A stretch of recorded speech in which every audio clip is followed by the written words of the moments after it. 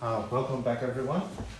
So this is the first class of this semester, and we're going to go to a new topic.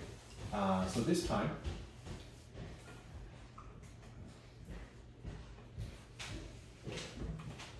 we're going to start with number theory. Okay. And this particular, today, the first half, we're going to talk about prime factorization.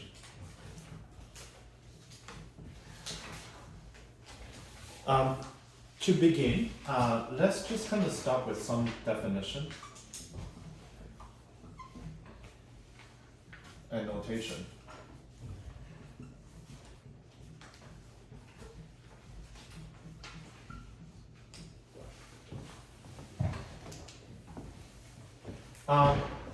First of all, every small letter in number theory in this class is a positive integer.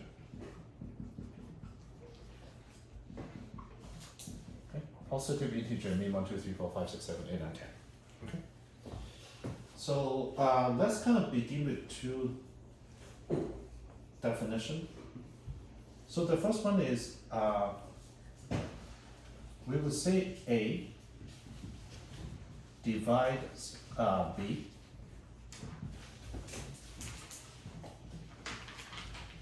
when there is an integer D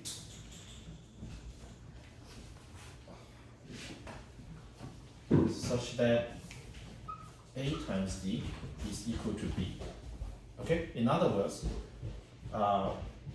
we also say that A is a factor of B, or we'll also say A is a divisor of B. So let me give an example. We say 2 divides 10. So I think most of you kind of learned about this before. 2 divides 10.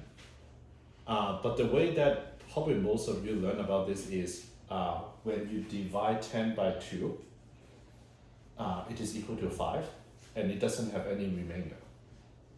Okay? But it is exactly the same thing, except now we have a new notation.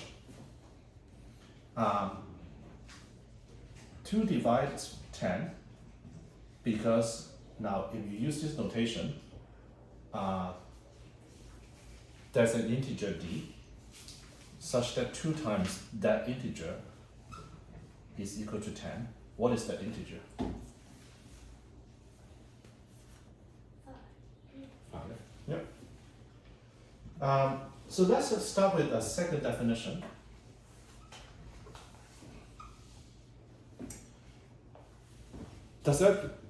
Who knows what a prime number is? What is a prime number? William? William, what is a prime number? A prime number is a number that is divisible by nothing but itself and 1. Exactly. So it is, the definition too is basically this. We say P is a prime number. I'm basically saying exactly what William said. When P has only 2 factors, or T divisors, using that terminology, but we only say 2 factors, 1, and the number P itself. Okay. Now, using the definition 1 so far, some of the consequences are pretty obvious.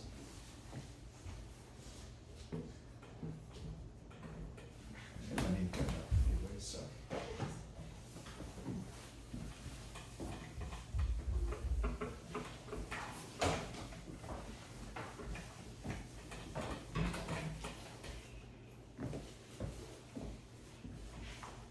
So some consequences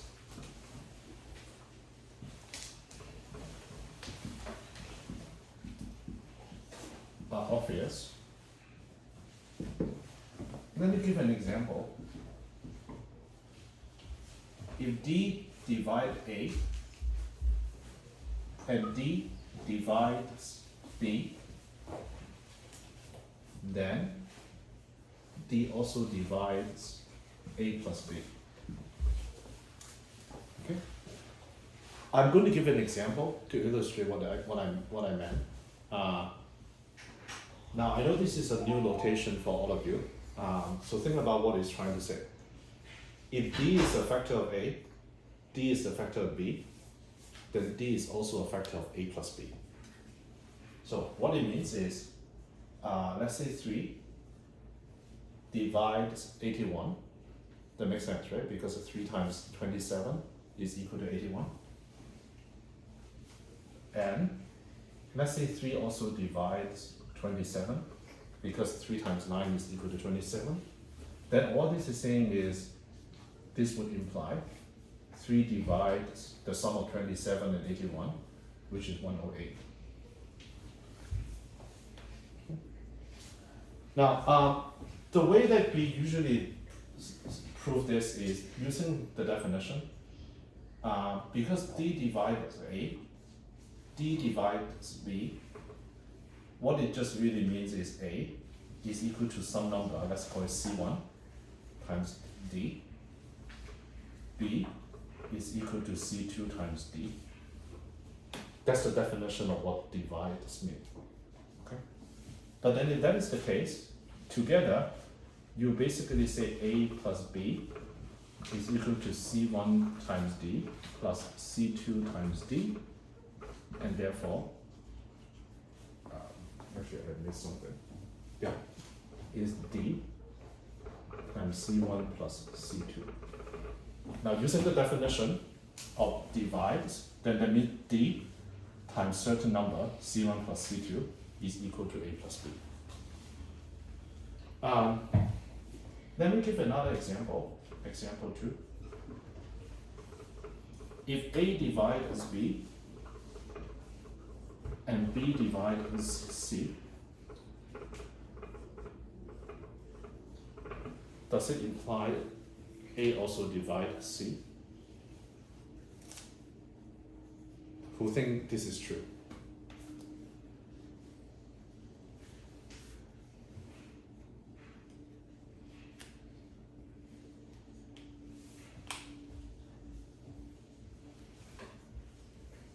Who doesn't think it is true? Who think it's false? I think it's true. Same. Yeah, it is true. You could basically use similar way to prove it, but then also you could use some numbers to illustrate. Let's say 2 divided 10, and then let's say 10. What does 10 divide? Can you give an example where 80. 80? What it's saying is, then 2 also divides 80. Okay. You could basically do something similar if you're interested. Okay. So with this, let's go to then the second section.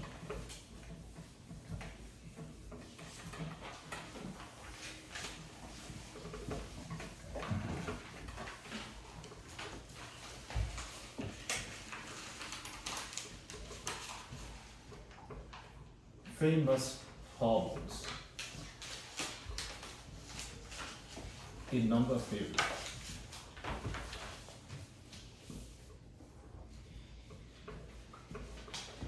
So I'm going to write down 3 problems here, and this is part of this week's homework. Okay, the homework is not to solve any of this because these are famous. The reason they are famous is because they are hard. They are very difficult. Okay? And I'll tell you what the homework is in a little bit. So the first one goes like this.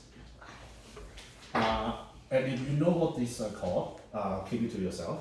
Okay. Every even integer greater than 2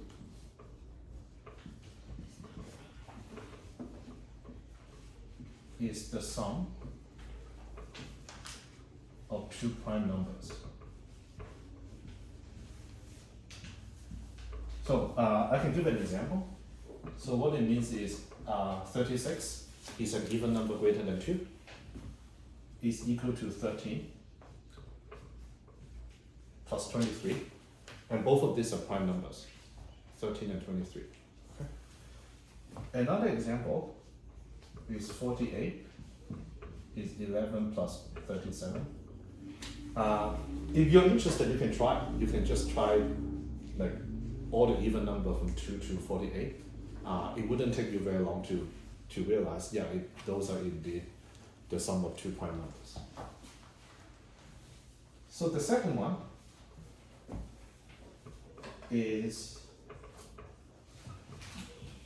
there are infinitely many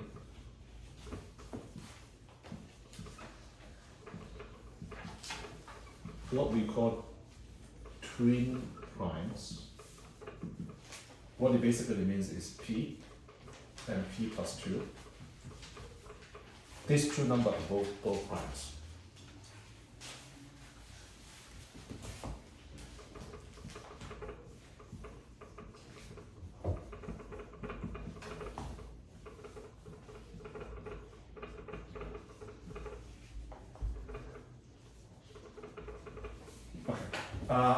After I write down the third one, I'm going to ask this class, which of these have you heard of before?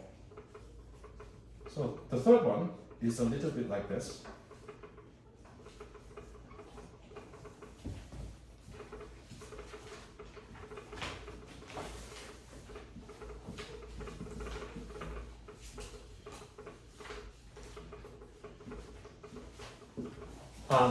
So this a to the power n, which means the following. Let's say 3 to the power 4. It basically means 3 times 3 times 3 times 3. So it's to the power. It means how many times it multiplies by itself. So for this one, what it says is when n is greater than 2, it has no solution. But when n is equal to 2, can someone give me examples about what A, B, and C would make it true? Isaac? 3, 4, 5. Yeah, 3 square plus 4 square is equal to 5 square. And then for example, 5 square plus 12 square is equal to 13 square.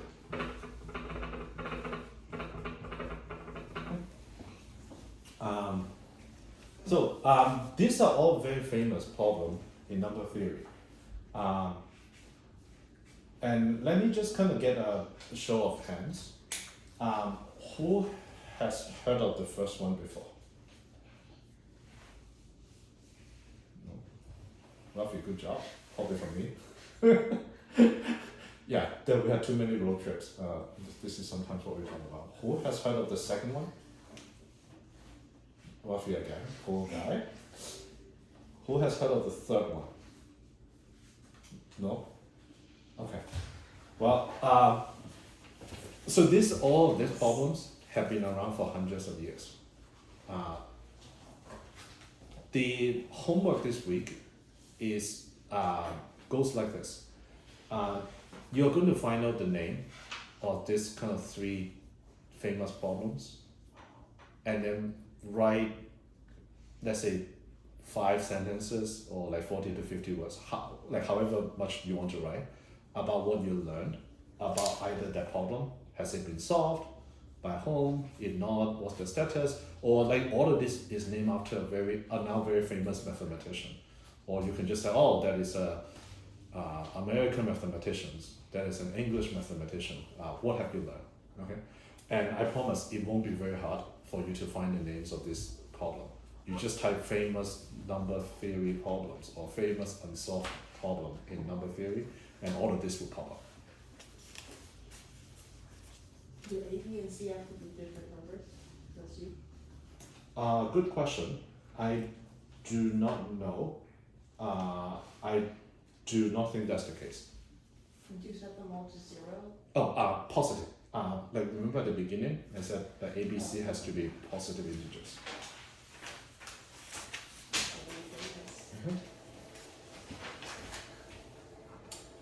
Okay, can I get a show of sign? How does everyone feel so far?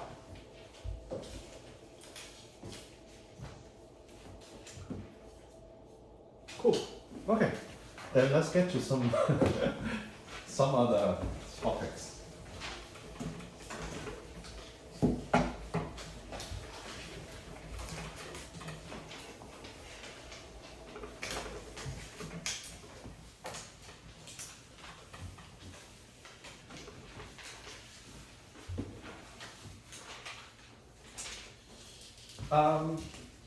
So the third section is called unique factorization theorem. Okay.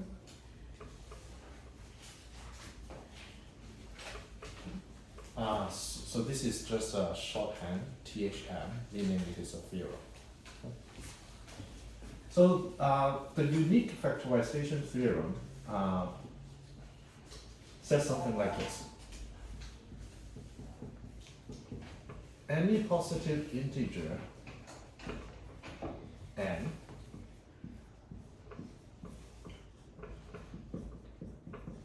can be written as a product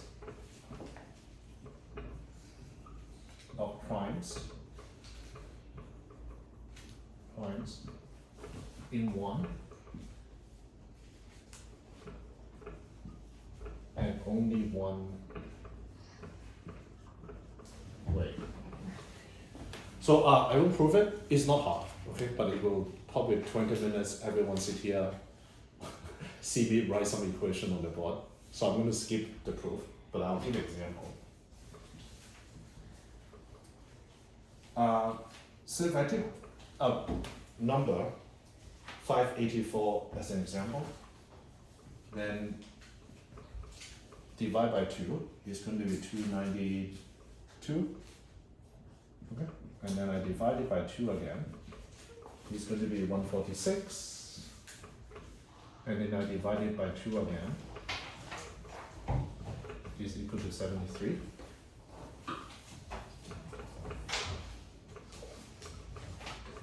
And 73 is a prime number. So this is what we mean by there's only one way to write it down as a product of prime numbers. Another one, 136, 2 times 68, 2 times 2 times 34, and then 2 times 2 times 2 times 17. So it's 2 to the power 3 times 17. Can someone give me a integer that is smaller than 100 so that we can do it together? William? 51. 51. Okay. Good, thank you. So how do we put it as a product of prime numbers? 51.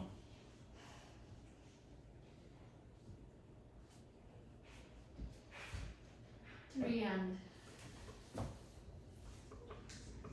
and 17. Thank you. So both of these are prime numbers. So let's do a second theorem. This one, for those who were here last semester, we've already seen this once. Okay, it goes something like this.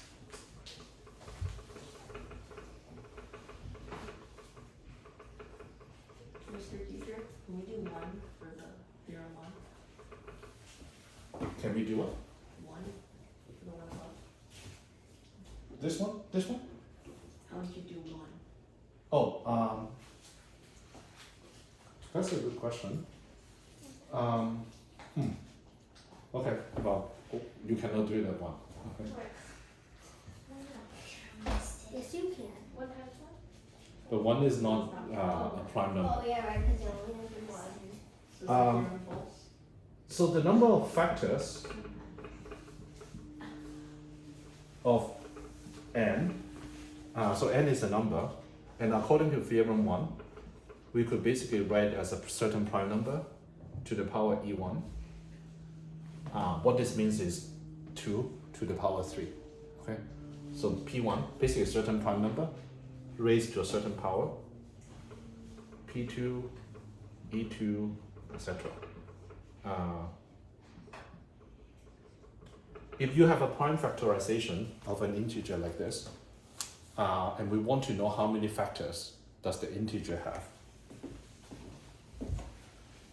and it is equal to e1 plus 1 times e2 plus 1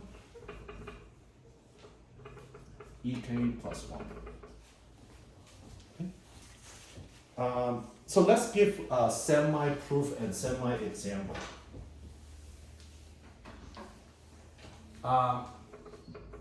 324 is equal to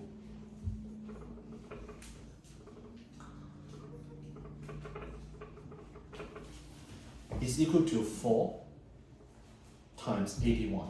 Okay, 4 is 2 to the power 2, 81 is 3 to the power 4. So if I say like it's a semi-proof, an example.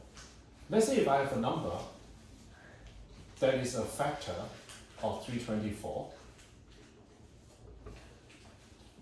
we probably know 2 divides 324, right? 2 times 3 also divide 324.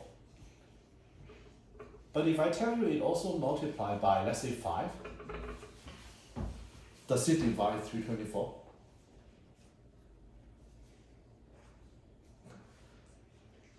So it's a bit of use the definition that everyone used to. When you try to divide 324 by this number, if it has a 5 at the bottom, meaning if you divide this number by the factor, it cannot have 5. Because if it has 5, then it means it will not be an integer. Or use the definition. You remember the definition? Let's say if this is d. D divides 324 if d multiplies something is equal to this. But if it already has a 5, can it multiply another number to make it look like this? No. No. Okay.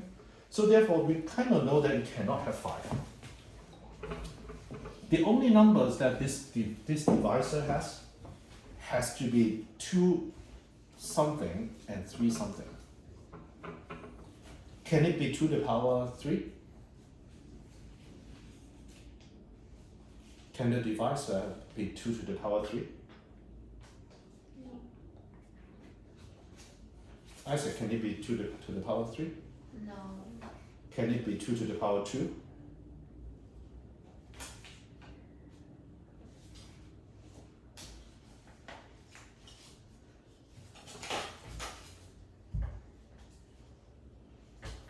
Can 4 divides 324? It can. Okay.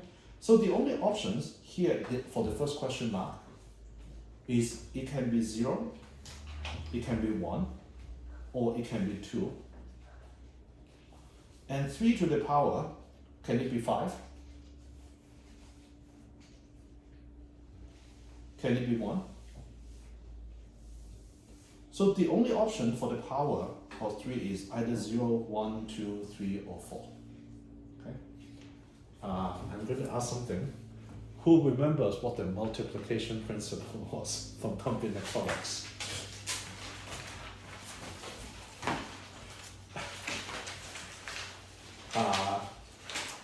Well, it basically means the number of ways for you to choose the divisor d is the number of choices multiplied by the number of the second choice if the number of the options of the second choice doesn't depend on the option that you've chosen for the first option.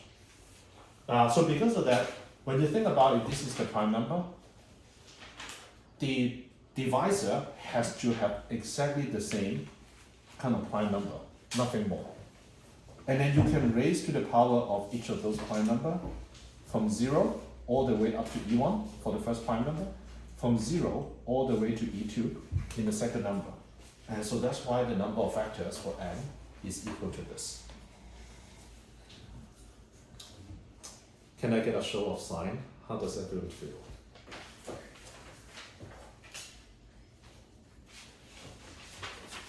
Okay, so this is the last section before break. So let me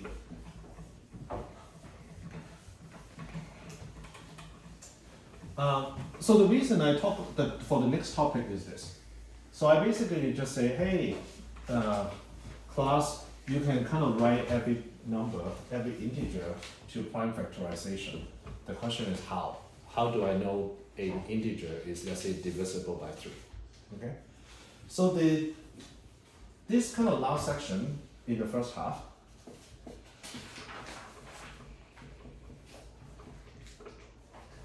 so this is a fancy word, divisibility, meaning can it be divided by, okay?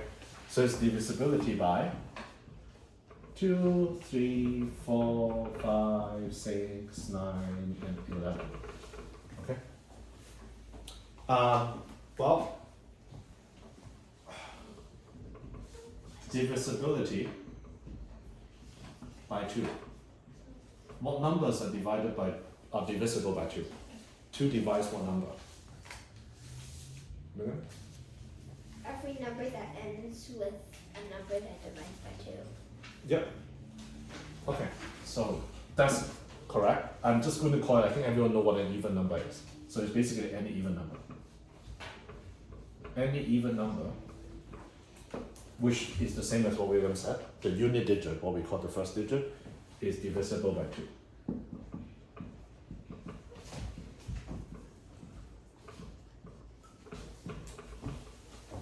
Second one, divisibility by 3. What number is divisible by 3? Isaac? Any numbers whose digits add up to be a multiple of 3. Exactly. Can you tell me why?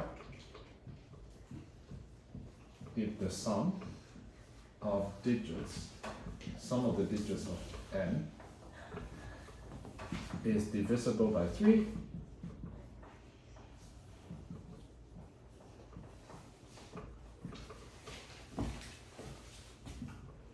then n is divisible by 3.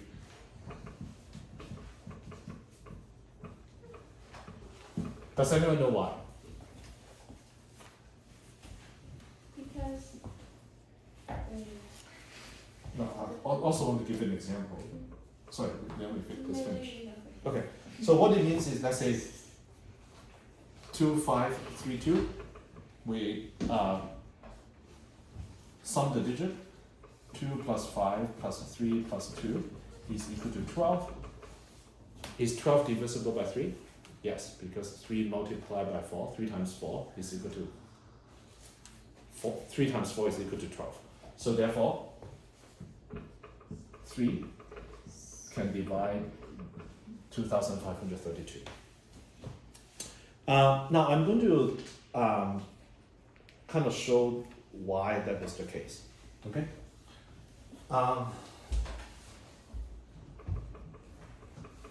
So the proof goes something like this. If n is a number with k digits, so all this is a single digit, 0, 1, 2, 3, 4, 5, 6, 7, 8, or 9, or 10.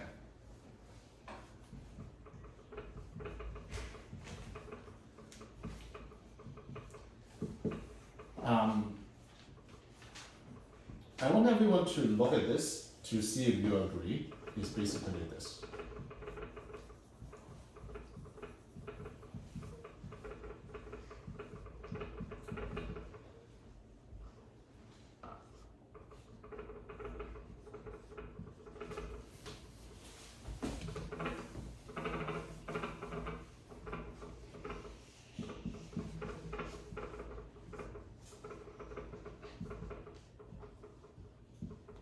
There's an E0 here.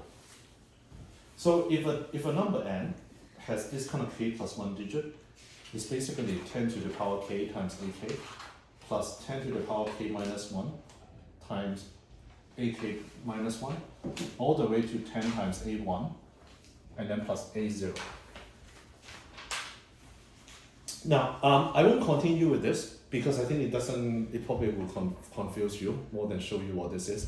So I'm going to do something a little bit different. Let's say if n is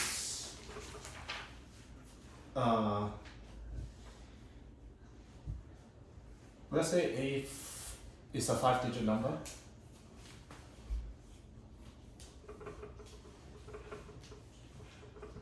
So this is a 5-digit number n. If that is the case, then it's basically saying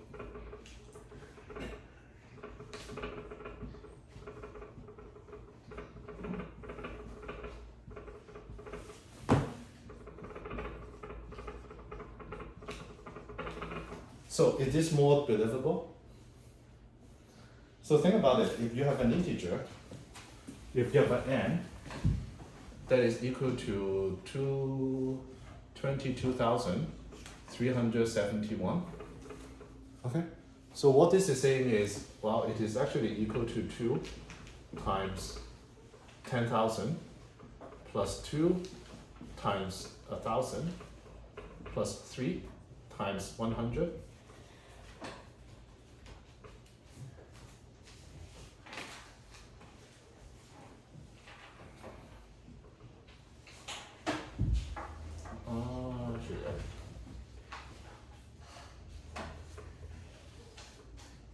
And then plus 7 times 10 plus 1. Can I get a show of hand on this example? Does it make sense? This example, if your n is equal to 22,371, then it's equal to 2 times 10,000 plus 2 times 1,000 plus 3 times 100 plus 7 times 10 plus 1. So let me do another example, and I want you to see if William would follow this example. Let's say if you have another example. Let's say n is equal to 361. If n is equal to 361, then it will be equal to 300 plus 60 plus 1. Are you with me so far? This one?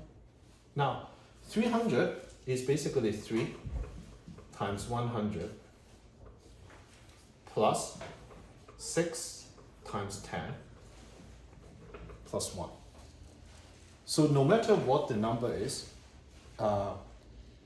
you can always basically write it like this. 10 to the power 2 plus 6 times 10 plus 1. Okay.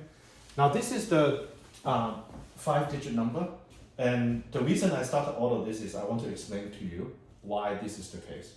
Okay. The reason for this is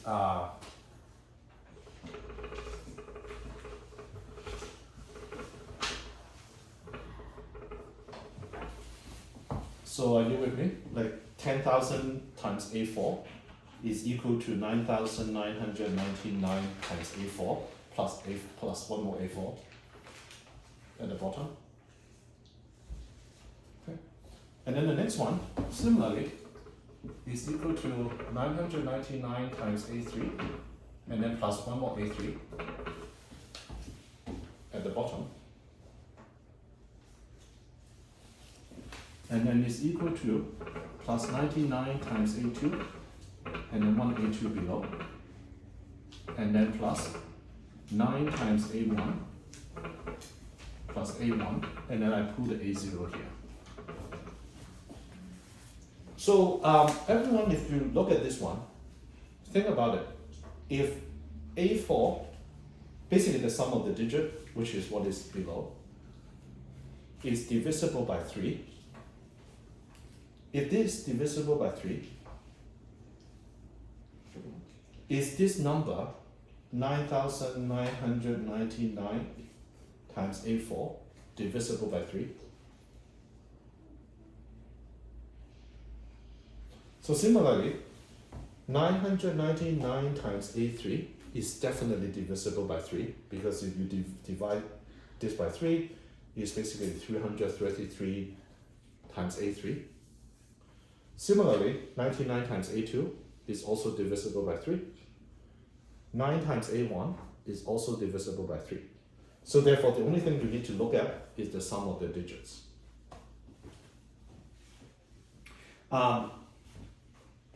So I want to ask the class, what else can divide this part? I'm going to circle it with red.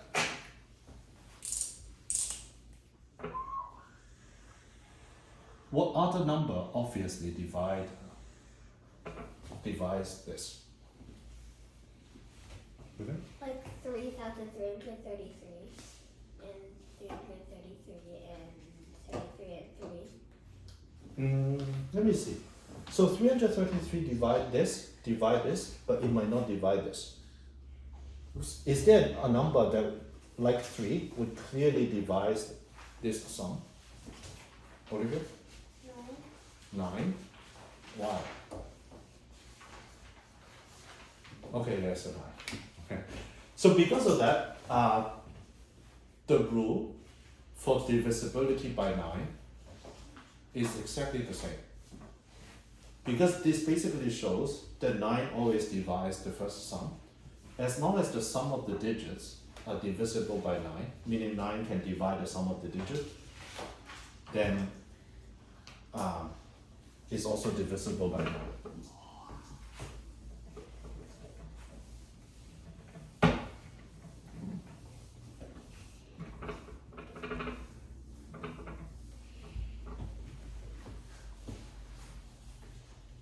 So divisible by 9 is the same.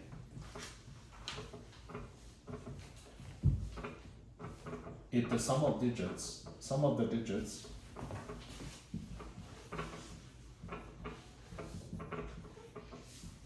is divisible by 9, then n is divisible by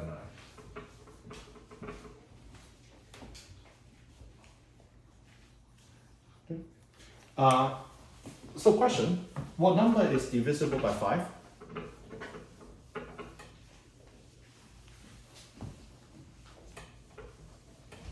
So William said when the unit digit, the first digit, is divisible by 2, then the number is divisible by 2. So we talk about 2.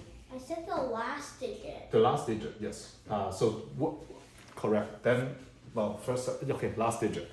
What about 5? If the last digit is 0 or 5. Okay.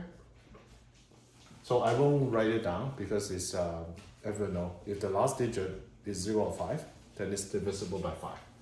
So we talk about this, we talk about this, we talk about this, we talk about this. So what about 6? Isaac? Divisible by 3 and 2. Yep. Again, if it's an even number, it's divisible by 2. If you add all the digits, it's divisible by 3. Then the number is divisible by 3. Then, if it is both, then that means it's divisible by 6. What about 4? Naomi? The last 2 digits are divisible by 4. Mm-hmm. Then the whole thing is divisible by 4. Yep. So now I want everyone to think about this y. You remember I write the number as the representation of digits. So it is for the same reason. Basically, you think about. Actually, I will skip it. Okay. The last one I'll talk about before break is divisible by 11.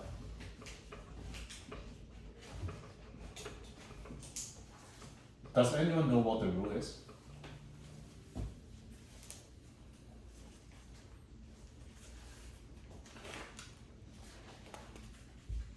Yeah. I don't know, but like I once tried to do something with multiples of 11, and then like whatever number times 11, and then I just make 2 copies, and then I switch them together to make a number that's 1 digit more.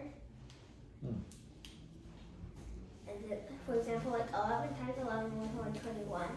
And then like I put 11 and 11 together, and then like I merged them together to make a 3-digit number that's 121. Yeah, there are multiple rules on divisible by 11. I'm going to go with the most kind of famous one, which is the difference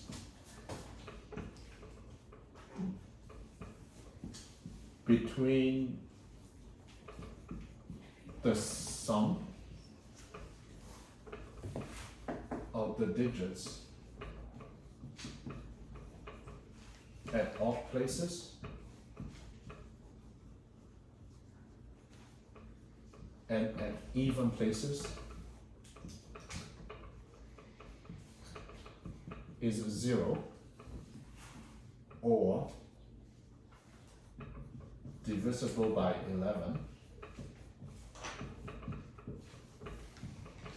then n is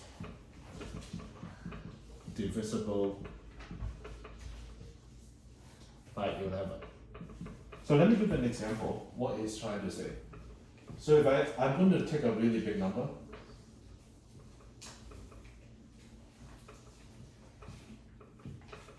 so 5,678,923. So what this is trying to say is if I pick the digit from the odd places,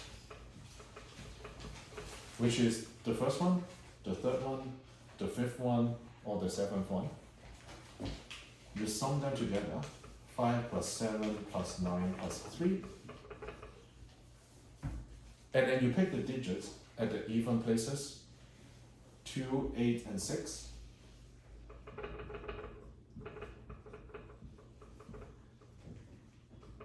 And then you subtract it. And then in this case, it is 10. So therefore, 11, so this is a symbol, not divided, cannot divide.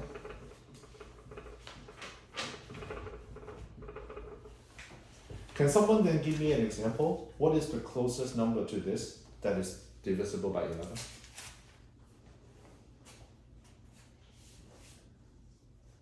So what is the number close to this that is divisible by 11?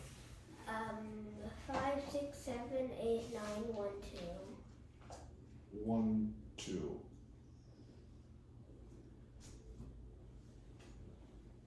No. Very close, but no, because if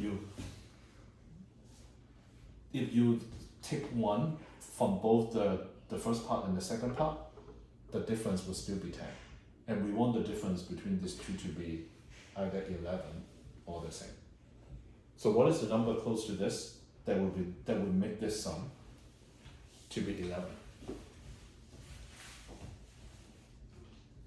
6, 7, 8, 9, 1, 3. Yep.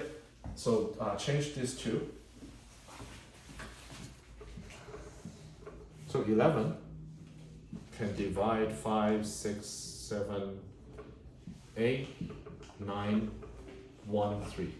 Because then we took one from the second part of the sum, and therefore the difference will be 11. Well, which side do you start counting from? For the odd, like if there were an even number of digits, which side would you start counting from? If there are even number of digits, it does not matter. If there's a one more digit here, it's still one group versus the other. Okay, so I think that's it for this class.